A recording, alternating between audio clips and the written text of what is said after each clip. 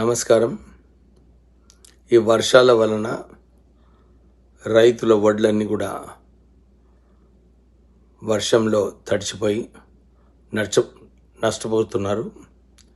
నేను కలెక్టర్ పెద్దపల్లితో మాట్లాడి ప్రత్యేకంగా వడ్లు ఏదైతే చెన్నూరు నియోజకవర్గంలో ఎక్కువగా ఉన్నాయో అవి పెద్దపల్లి రైస్ మిల్లర్స్ని వారి యాక్సెప్ట్ చేయాలని చెప్పి వారితో మాట్లాడి మళ్ళీ ఈరోజు చాలా లారీలు అక్కడ పెద్దపల్లిలో అక్కడ హెల్డప్ అయిపోయి ఉన్నాయని చెప్పి వార్తలు వచ్చిన తర్వాత వారితో మాట్లాడి మంత్రి శ్రీధర్ బాబుతో కూడా మాట్లాడి ఈ సమస్యను పరిష్కరించాలి, తొందరగా అన్లోడ్ చేయాలని చెప్పి అందరితో మాట్లాడడం జరిగింది.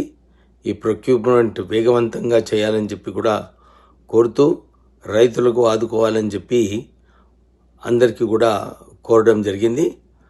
అతి త్వరలోనే ఈ సమస్యని పరిష్కరించే దారిలోనే ఉన్నాము.